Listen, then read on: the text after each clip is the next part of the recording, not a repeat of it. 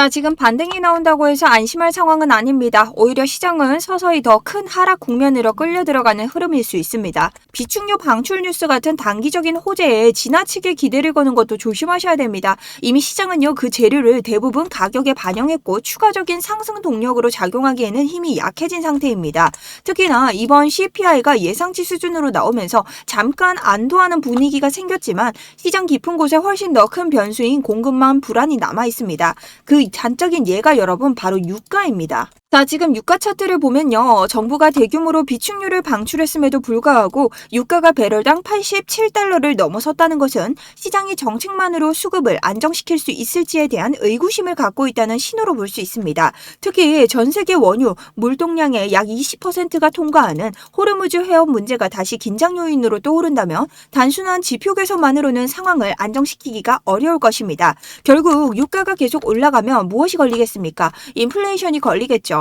이렇게 되면 유가가 계속 올라가면서 연준의 금리 인하 기대에도 부담이 될 수 있습니다. 차트 역시 마찬가지인데요. 현재 박스권 하단을 반복적으로 테스트하는 흐름을 보이고 있어 시장이 완전히 방향을 돌렸다고 보기는 어려운 구간입니다. 자, 그러니 여러분, 우리는 오늘 아래쪽에다가 베팅을 하고 떨어지는 순간 이곳에서 낚아채서 이 반등을 기다려야 됩니다. 자, 그럼 어떤 곳에서 기다려야 될까요?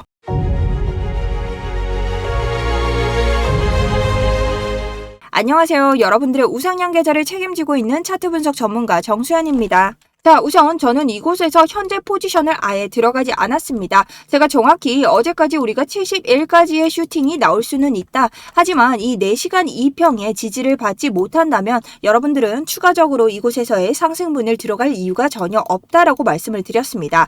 하지만 이런 곳에서 지지를 받고 우리가 다시 상승분을 깨냈다면 71K 그리고 73K까지의 목표가를 두면서 우리가 계속해서 분할 매도를 할 수 있다라고 말씀을 드렸지만요. 어제 다시 한번 이곳에서의 지지가 실패가 되면서 추가적으로 우리가 손절을 볼 일은 없었습니다. 자, 그리고 현재는 계속해서 이 올라온 것에 대한 유가 상승으로 인한 상승분을 모두 다 반납한 상태이고요. 이곳을 면밀하게 들여다보면 아래쪽으로 다시 내렸다 꽂을 수 있는 이러한 패턴까지 등장을 하고 있습니다. 그러니 오늘 가장 중요한 구간은요. 우리가 계속 저항과 지지가 돼주었던 이 69K가 핵심 타점이 되면서 이곳을 기점으로 여러분들이 매매를 하셔야 단기적인 변동장에서 수익을 낼 수 있을 것으로 보입니다. 자, 그래서 저 또한 이전에 여러분들에게 스터디룸을 통해서 이렇게 관점을 드렸듯 오늘도 제가 들어가야 될 자리가 있다면 진입, 목표, 그리고 손절가까지 말씀드리면서 여러분들에게 길잡이 역할을 좀 해드릴 건데요. 여러분들이 가장 중요하게 생각하는 건 이런 걸 알더라도 결국 내가 지금 들어가는 게 맞는가 이런 것들이 좀 많이 헷갈린다 하시더라고요. 그래서 거기에 대한 추가적인 강의도 조금 자료를 올려드릴 예정입니다. 그래서 관심 있으신 분들은 아래쪽에 보이시는 이 고정 댓글 통해서 링크 통해 들어오시면 될 것 같습니다. 자, 그럼 차트가 이렇게밖에 나올 수 없는 이유가 뭘까? 어제자 미국 증시를 보면서 이야기를 한번 해보도록 하겠습니다. 지금 인플레이션이 잡히는 듯 보이지만 중동발 전쟁 리스크가 모든 호재를 잡아먹고 있는 형국입니다.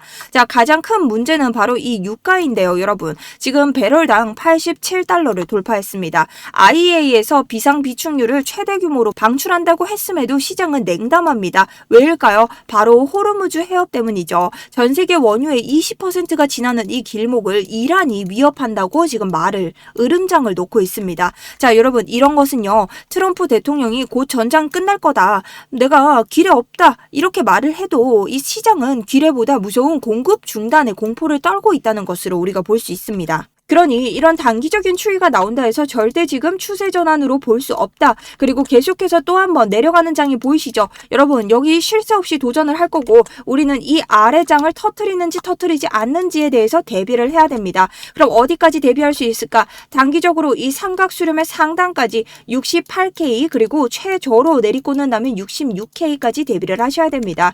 자, 추가적으로 이런 FEG 자리에서 멈출 수 있겠지만 이 FEG 자리가 무너진다면 더욱더 강하게 처박을 수 있으니 여러분들이 이런 장에서도 실시간으로 계속해서 차트 봐주셔야 된다. 이곳이 우리 단기적인 최대 수익 구간으로도 작용을 할 수 있기 때문이죠. 그래서 저는 이 구간에서 또 한번 받아먹으면서 반등으로 치고 올릴 수 있는 횡보장이 나올 수 있을지에 대해서 수익권 가져가 볼 예정입니다.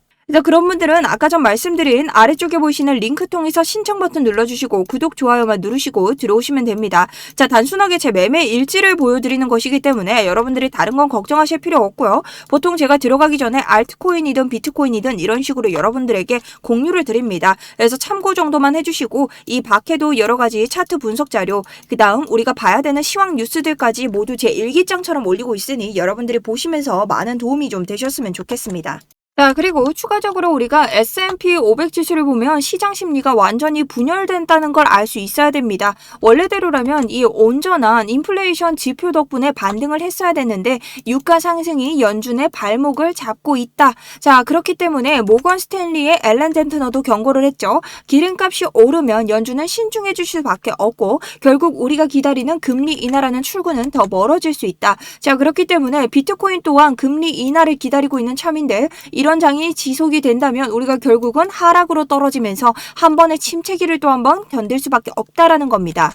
자, 그리고 여기서부터는 좀 집중을 하셔야 되는데요. JP모건이 사모신용 담보가치를 하향 조정했습니다. 여러분, 이게 좀 무서운 이야기예요. 단순히 주가가 빠지는 게 아니라 시장의 신용 한도가 줄어든다는 뜻이거든요. RS나 아폴로 같은 거대 운용사들이 주가가 급락한 이유이기도 합니다. 자, 비축률을 푼다고 해결된 문제가 아니라 금융시장 전반의 구조적인 경계감이 확산되고 있다는 거죠. 자, 그러니 비트코인 당연히 단기적인 추세 전환을 기대할 수 없고 여러분들이 내가 완전한 저점을 잡기 위해서 어떤 태세를 취해야 되는가, 내가 아웅다웅 혼조세일 수밖에 없습니다. 자, 그럴 때 제가 딱 두 가지 시나리오에 대해서 말씀을 드립니다. 첫 번째는 제가 강력하게 가능성을 두고 있는 이 60K에 있는 유동성을 먹고 올라가는 시나리오입니다. 자, 이랬을 때의 가능성이 높은 이유, 현재 우리가 일목구름에 두 번이나 도전을 했음에도 불구하고 하단선을 뚫지도 못하고 아래로 내려오고 있습니다. 이렇다는 것은 일목구름이 두꺼움에 따라 이 지지저항이 작용을 잘하고 있다는 뜻이고 결론적으로는 이 일목구름이 얇아져야만 비트코인이 상승할 수 있는 장이 나온다는 것입니다. 자, 그렇다면 일목구름이 얇아지려면 어떤 장이 형성돼야 되냐? 아래쪽으로 비트코인이 떨어져야 됩니다. 그렇다면 다시 한번 이곳에서의 횡보장을 가져오면서 하락이 나올 수 있겠죠. 자, 그랬을 때 이전 60K의 유동성을 먹어버리는 이런 하락이 나온다면 우리가 57에서 59 정도의 매집을 할 수 있는데요. 그럴 때는 RSI는 상승하지만 이 채널에서 캔들의 저점은 하락을 하므로 우리가 동반 상승 다이버전스를 만들 수 있습니다. 그와 동시에 일목구름은 얇아지게 될 테고 비트코인은 횡보를 끝내고 강한 반등으로 치고 올라갈 수 있습니다. 자, 여기에 대한 근거로는 우리가 이전 있었던 상승 랠리를 한번 보셔야 되는데요. 자, 이전 상승 랠리에서는 우리가 3번이나 저점을 계속해서 내리는 이러한 장세가 형성이 됐지만 RSI에서는 계속해서 저점을 올리면서 강한 3중 상승 다이버전스가 걸렸습니다. 자, 이랬을 때 일봉에서 강렬한 상승 랠리가 이어졌던 것을 기억하셔야 됩니다. 그렇기 때문에 우리가 확실한 이 정도의 추세 전환을 가져오기 위해서는 확실한 상승 다이버전스가 일봉에서 걸려줘야 된다. 자, 그리고 이 장세가 터지기 위해서는 이 횡보장이 지속되어야 되는데 횡보장이 지속된다는 것은 한쪽으로 우리가 방향을 틀었을 때 강하게 터지는 이러한 장세가 형성될 수 있기 때문에 여러분들이 이러한 장세를 한번 파악을 하시면서 기다리셔야 된다라는 겁니다. 자, 그럼 여러분들이 걱정하는 두 번째 시나리오 말씀드리겠습니다. 우리가 한 번의 양봉을 튀었기 때문에 이러한 구조 속에서 세력들의 매수세가 들어왔다는 걸 알 수 있다. 그렇다면 우리를 여기까지 내리지 않고 중간에 상승을 시켜버리면 어떡하냐? 자, 그랬을 때는요. 우리가 주봉을 보면 되는데요. 자, 주봉은요. 하나의 상승 채널을 지금 가지고 있습니다. 결론적으로 이 하단 채널에서 위로 지지를 받아야만 올라갈 수 있는데요. 자, 이 지지 채널을 보시면 우리가 현재 이 현저히 아래에서 지금 위치를 하고 있죠. 그렇다면 여러분 여기에서 올라갔을 때 한번 여기를 밟을 겁니다. 왜? 우리가 이 아래 유동성을 먹지 않고 왔기 때문에 당연히 이 위를 가기 위해서는 이곳에서 위로 올라가고 나서의 개미털기가 나와줘야 된다는 거죠. 그랬을 때 이 아래쪽에서 눌리면서 지지를 받는 구간, 그곳에서 매집을 하셔도 여러분 늦지 않습니다.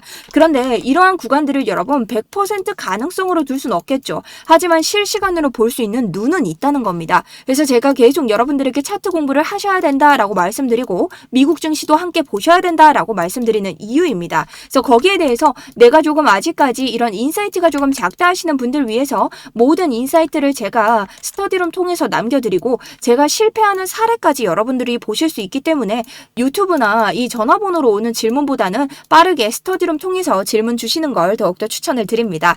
자, 그럼 마지막으로 정리 한번 해보도록 하겠습니다. 현재 차트는 베리시, 즉 하방 압력이 강합니다. 유가나 금, 변동성은 상승 추세를 타겠지만 항공이나 위험자산은 당분간 고전할 가능성이 큽니다. 특히 우리 채널의 핵심인 비트코인 역시 이 매크로 환경에서 전혀 자연스러울 수가 없습니다. 호르무즈 리스크가 브렌트유 90달러 시나리오로 가는지 제가 스터디룸에서 실시간으로 계속해서 브리핑을 해드릴 테니 여러분들도 참고하시면서 오늘 하루 꼭 성투하시는 하루 되셨으면 좋겠습니다.